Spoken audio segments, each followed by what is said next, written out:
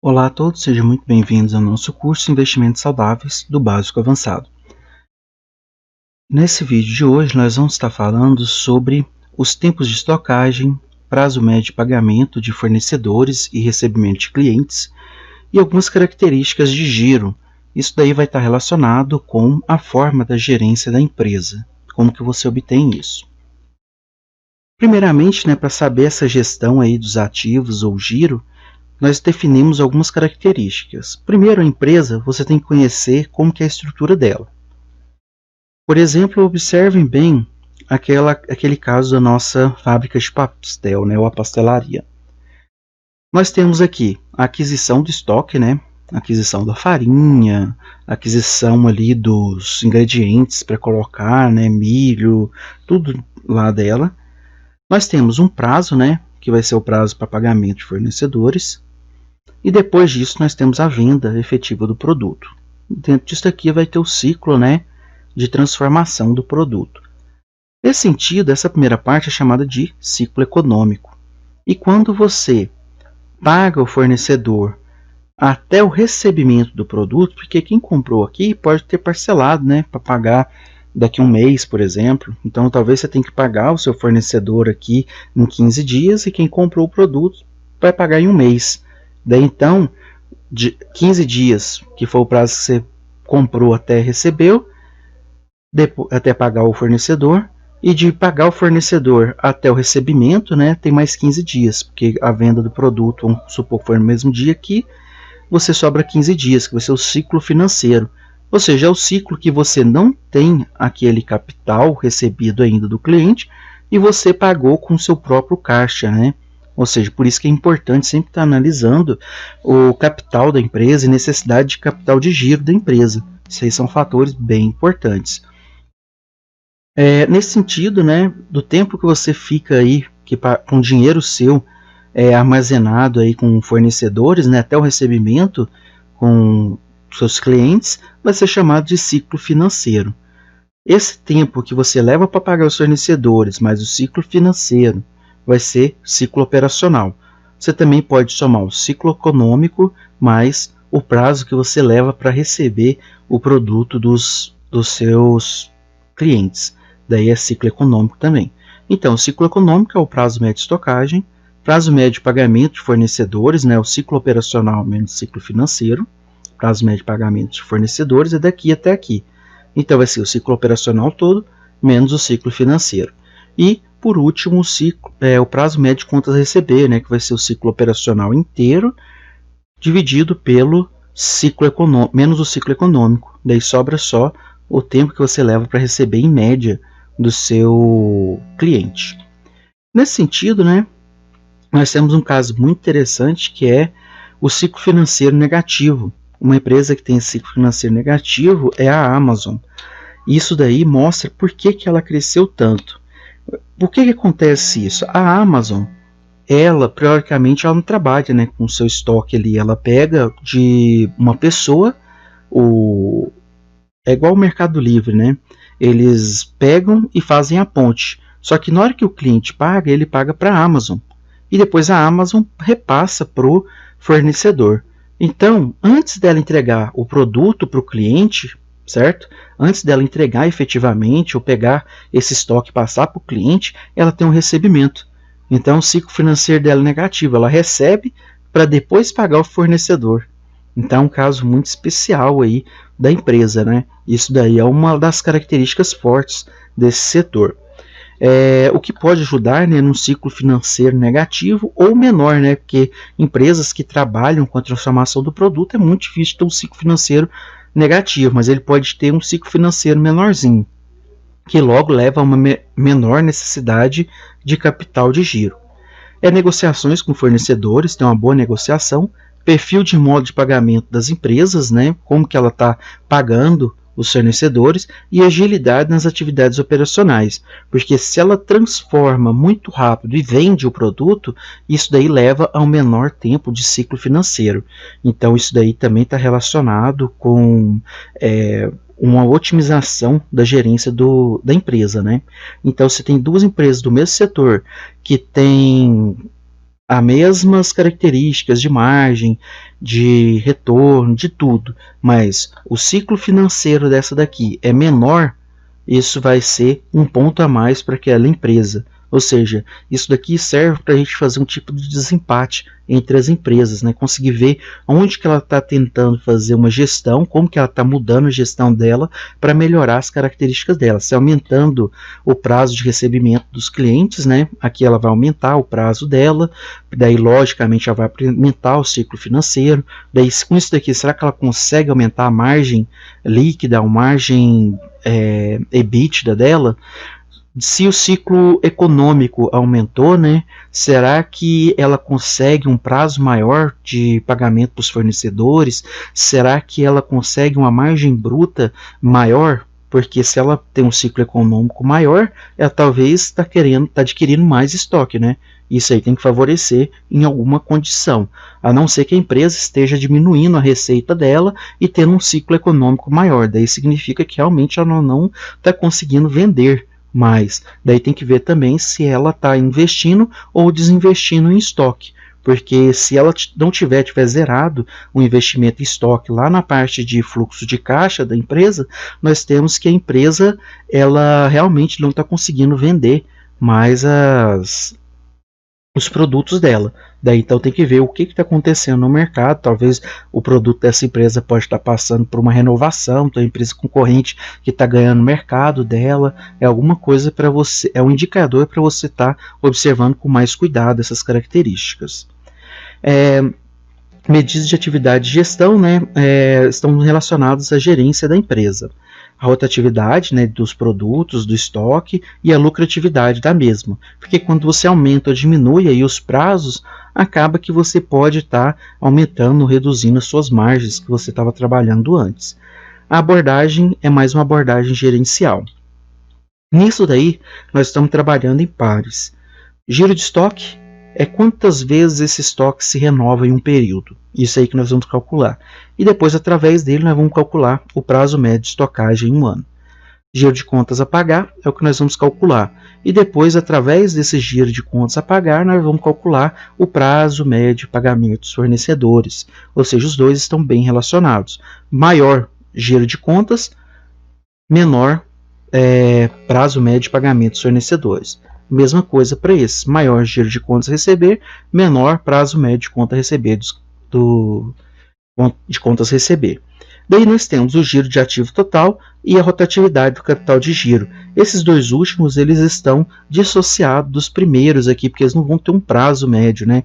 Ele vai trabalhar mesmo com os giros. O giro de ativo total mostra o quanto que aquele ativo rotativizou dentro da empresa, né? Quanto maior, mostra uma certa melhoria na agilidade do funcionamento e geração de receita da empresa. A mesma coisa acontece com a rotatividade de capital de giro, né? Maior rotatividade de capital de giro significa que a empresa faz mais receita com menor quantidade de capital de giro. Isso daí certamente traz uma característica de conforto para a empresa, né?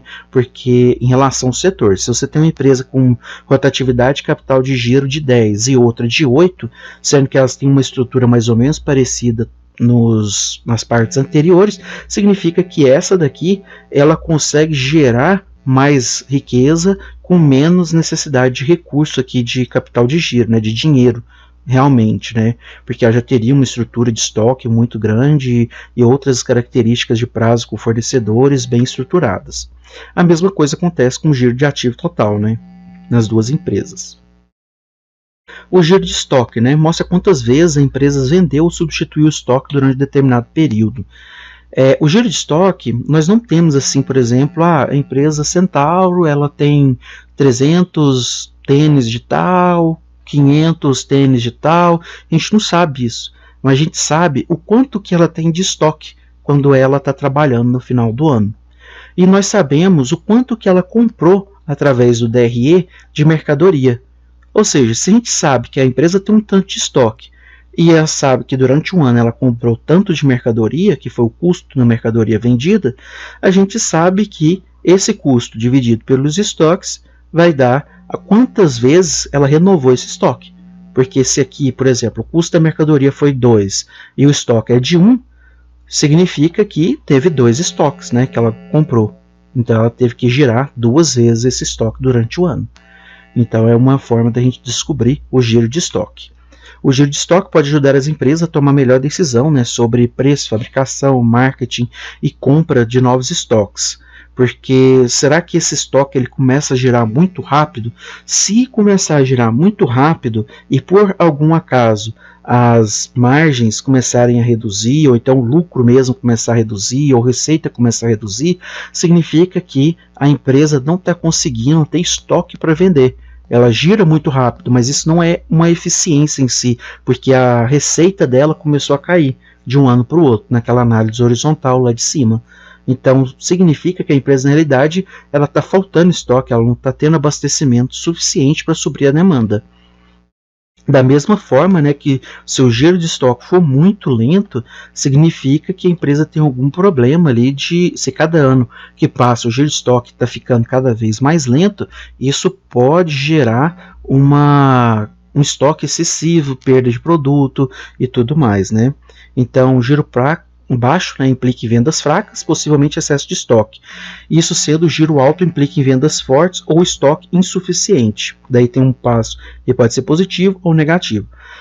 Normalmente o giro de estoque, quando ele está aumentando e está aumentando rentabilidade e margens, tende a ser uma característica boa, né? Porque daí está relacionado com isso, né? Com vendas fortes. A empresa está gerando muito valor. Daí, se por acaso as margens e rentabilidades começarem a cair, é porque aquele giro de estoque, na realidade, está aumentando por alguma deficiência de dentro da empresa.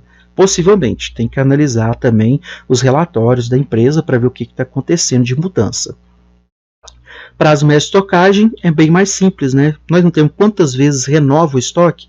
Se a gente pega o ano inteiro e divide por quantas vezes o estoque renova, nós temos quantos dias que vai ficar aquele estoque durante aquele período, né? Então esse aí vai ser o prazo médio de estocagem. A gente vai fazer isso com todos eles, né? Como eu falei anteriormente, né? Ao tentar manipular o prazo médio de estocagem com descontos ou fechamentos, a empresa pode reduzir significativo o retorno do investimento e a lucratividade. Daí tem que tomar cuidado com isso. O giro de estoque, né, ou o período médio de estoque, deve ser analisado juntamente com as margens brutas, a rentabilidade e o prazo médio de contas a receber, devido ao fato de que normalmente os estoques que giram mais podem estar relacionados com descontos dos produtos e margens de pagamentos mais amplas, o que leva à necessidade de caixa maior, e se é desconto no produto, muito possivelmente também as margens são menores. Então, se as margens são menores, ele tem que aumentar a receita aí proporcionalmente à queda desse valor, né? Porque daí se ele tem uma margem menor, por exemplo, se eu ganho 10 mil e dei desconto nos meus produtos e meu lucro agora caiu para 8 mil, eu teoricamente teria que ter vendido mais para pelo menos ficar em 10 mil, porque senão, por que eu abaixei o preço do produto, né? Então eu teria que girar mais para conseguir uma margem menor, mas mesmo assim o meu lucro ficar acima, ficando, por exemplo, 10 mil é o base.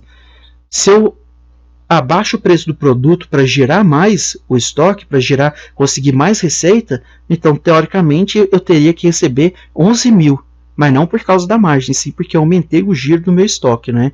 Então daí tem que observar isso com muito carinho dentro da empresa, porque isso daí pode estar assim camuflado, né? Nesses dados que muitas vezes a gente não observa.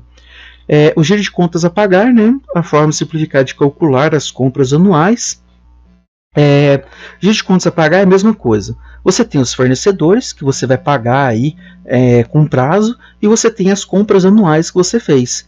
Então, se você tem as compras anuais dividido por tanto de fornecedores que você tem que pagar, você vê quantas vezes você vai renovar durante o período essas contas com fornecedores, né?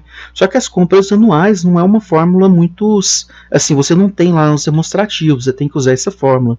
A fórmula vai ser compras anuais é igual ao custo da mercadoria vendida, que tem no DRE, o estoque inicial no ano, que vai ser o estoque final do ano anterior, mais o estoque final, né, desse ano que você está trabalhando, que vai estar lá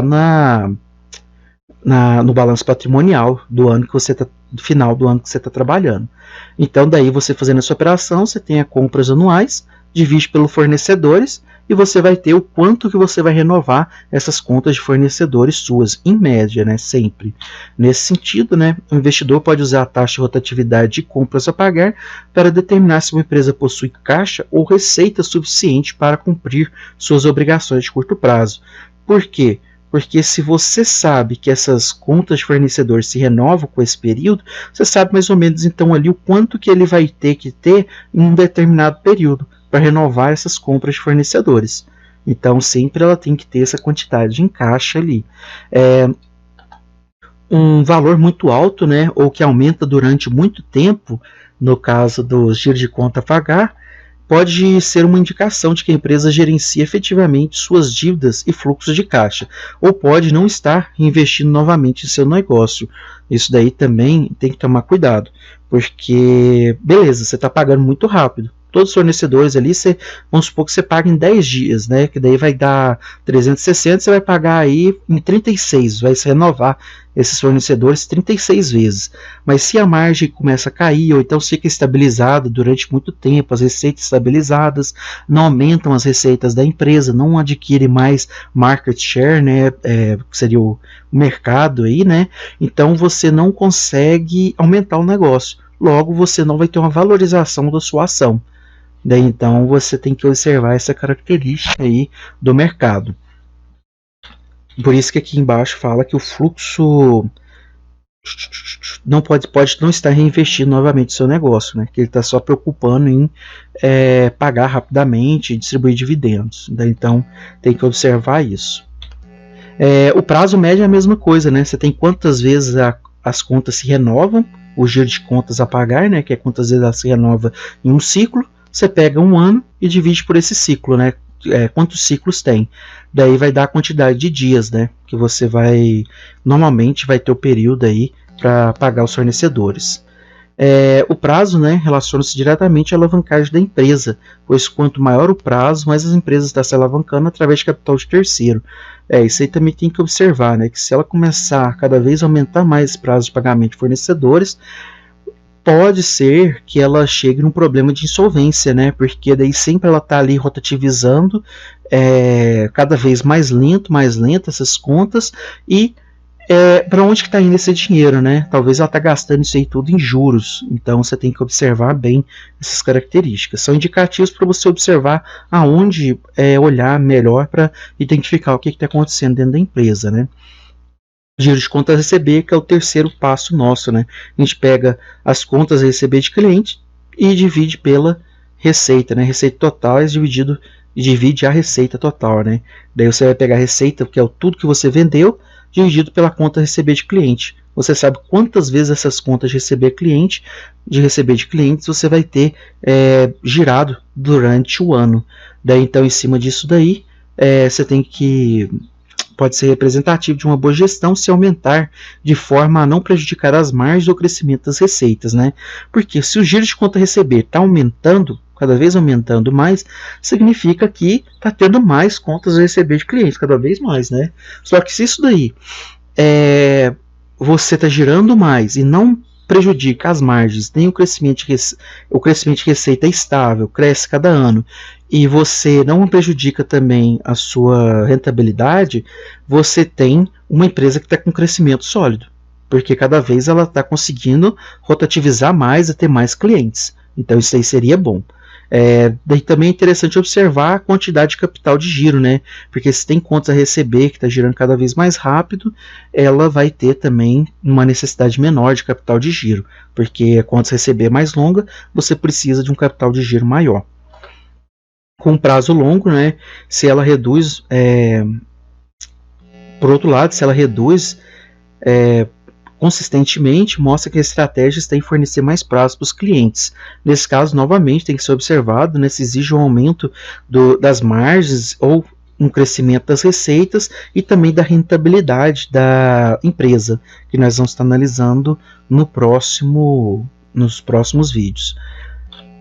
Medidas de atividade, né, a gente agora vai falar do prazo médio de contas a receber, né, que é a mesma coisa. Você tem quantas vezes gira essas contas a receber, você divide 365 pela rotatividade dessas contas a receber. E nisso daí você tem o tempo que você leva de contas a receber.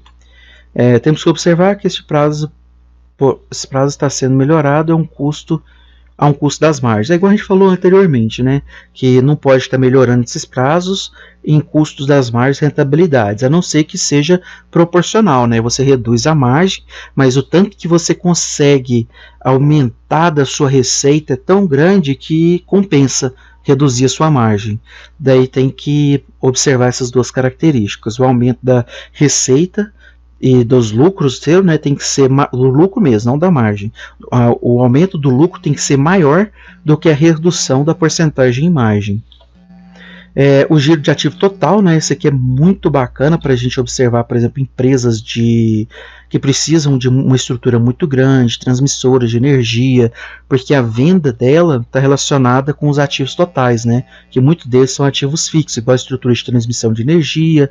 Então, o tanto que ela recebe lá nas receitas líquidas delas, dividido pelo ativo total da empresa, né? Que vai estar muito relacionado com o seu ativo fixo da empresa. A mesma coisa acontece para indústrias, né, de transformação, aí, de mineração. Essa métrica ajuda a entender, né, com que eficiência as empresas estão usando seus ativos para gerar mais vendas. Daí estão aumentando essas características, né? Regra, quanto maior, melhor, pois significa que a empresa necessita de menos ativos para gerar seus resultados. Aqui considerando sempre, né, observando as características de margem e rentabilidade. Se ele aumenta isso daqui, mas as margens estão indo lá para o chão, teoricamente não é tão bom. Se as margens reduzem, mas a proporção que isso aqui aumenta é maior do que o que reduziu das margens, daí é uma característica boa também. Daí é uma estratégia que a gerência teve de diminuir as margens dela, o preço que ela talvez está vendendo, mas ela consegue rotativizar e alcançar um mercado maior dentro do setor que ela está atuando, né? As empresas, igual eu falei, né, muito bom para usar para ser empresas de mineradoras, transmissões de energia, que tem estruturas muito grandes e também normalmente não tem estoque, né, as transmissoras de energia. Daí é bom analisar essa característica aqui. Rotatividade de capital de giro também é muito bacana, porque o capital de giro médio que você pega, que vai ser o capital de giro desse ano, do final desse ano, mais o capital de giro do ano anterior, menos dividido por 2. Daí você pega as vendas, né, as receitas líquidas suas, e divide por esse capital de giro. Em cima disso daí, quanto mais vendas você consegue com menos capital de giro, é bacana para a sua empresa, né? Lembrando sempre a relação lá de margens e retornos. Uma alta taxa de rotatividade mostra que a administração está sendo muito eficiente no uso dos ativos e passivos de curto prazo de uma empresa para gerar as vendas.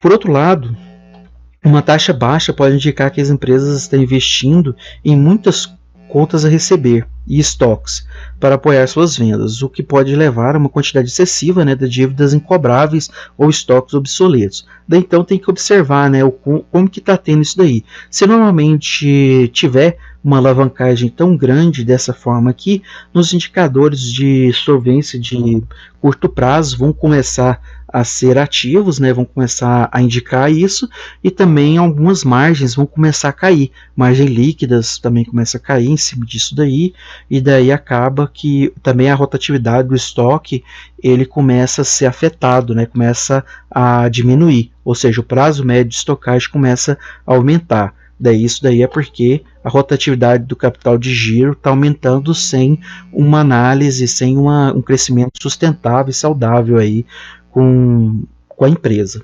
Daí para a gente gerenciar essa eficiência, né, que usamos o capital de giro, as empresas usam gerenciamento de estoque, gerenciamento de contas a receber e a pagar. Daí está tudo relacionado com isso daí. Então, se tiver alguma dúvida, gente, disso daí, pode estar deixando nos comentários que a gente tenta responder para vocês aí à medida do possível.